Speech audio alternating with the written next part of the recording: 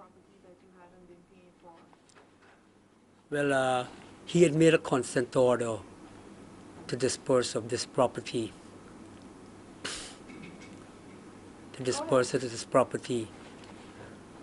Where we had a government valuation for $88 million.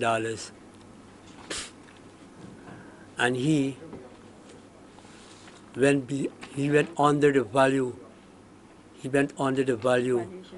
That's the valuation there for $55 million.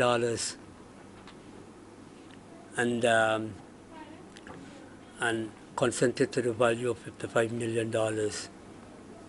When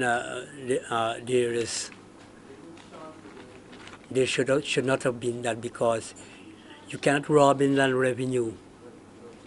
You cannot go beyond under value when you have a government valuation.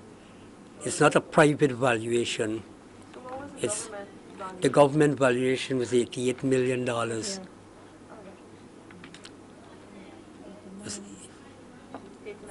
$89 million.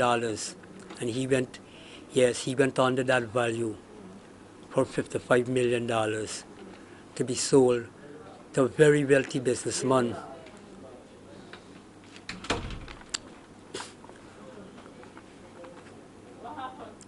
Yes. So the property was up for sale? The property was up for sale. To that value of 89?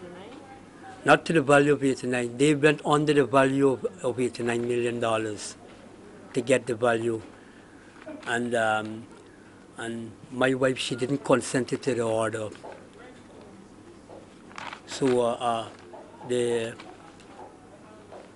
whole thing is that they're saying that when there's a consent order to be sold,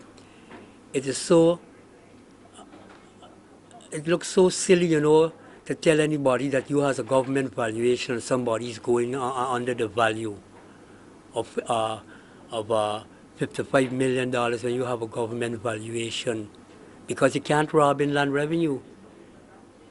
It's like the case they had with Fidelity years ago when they were bringing in soft drinks, and then Mr. Jack Dio took over the case.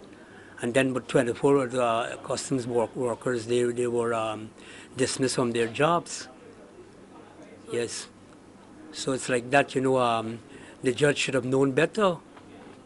It's been indiscipline, because after he sees this government valuation, he should say that. And then the lawyer, Mr. Ramjattan, he never tell the judge even that, by law she's entitled to a third, and she's paid 17 years rates and tax. All the rates and taxes are here. How can they do something like that? All the rates and taxes are here. 17 years rates and tax she paid for her third. Is your property? No, it is her property. Her aunt died leaving a will for her, and the matter went to trial for 9.5 years, and the judge made no decision. The first judge made no decision, but she was granted judgment by a second judge. And the man who's fighting her came back fighting her for children's share. So he's representing children who have migrated for 60 years. They've migrated for 60 years. At the time, 1994, they were 89 and 91. Who knows if they were alive? But the case, she didn't have a free and fair trial, because the judge hadn't sent for none of the children or nothing like that. The judge just listened to one side, and then he ruled on the they started a bidding, and then they stopped it $55 million, and that was it. They sent outside, and then it was set at $55 million. So the property was left in her name? Yeah, the property. And she... Her name alone? Yeah, she got probate and everything for that. She got probate, and she got letters of administration and all these things she got. The other lawyer was fighting for those overseas? The other lawyer? No, Mr. Ramjattan had represented her for 9.5 years. But then all of a sudden he switched. He switched. He told her to sell the place for $30 million. She's going to get $30 million. So then I said, how could you get $30 million for a place like this in Camp Street, 2006? I said, if you go to anybody and tell them $30 million, they're going to want to know if these people are mad. People, such a big yard, $30 million. And out of the $30 million, she was only getting $10 million because that's entitled to a third. And when you divide a third into 30, you get $10 million. So you let him know what was the valuation on the property? yeah, he had the valuation. He was my lawyer. Yes. Yes. He was Mr. Ramjattan was my lawyer. Yes. My forest lawyer. Yes. He represented me nice the forest matter. Yes. And twice and I won the case. The very administrator by name and Nazir, he took me back to court for the Cherenshay, fighting for the Cherenshay who migrated 60 years ago. Yes.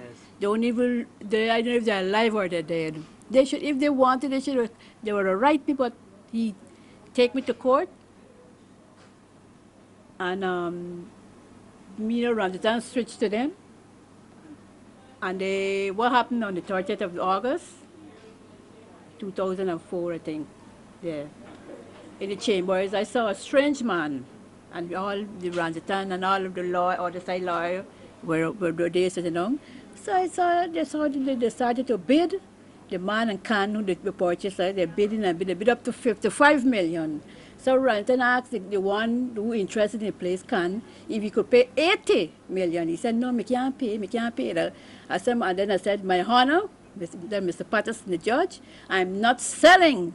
I'm going to appeal this matter. He said, very well said, madam. You speak your mind. Tell it to your lawyer, Cambridge Ramjattan, and he laughed, Ramjattan. And they go on their way.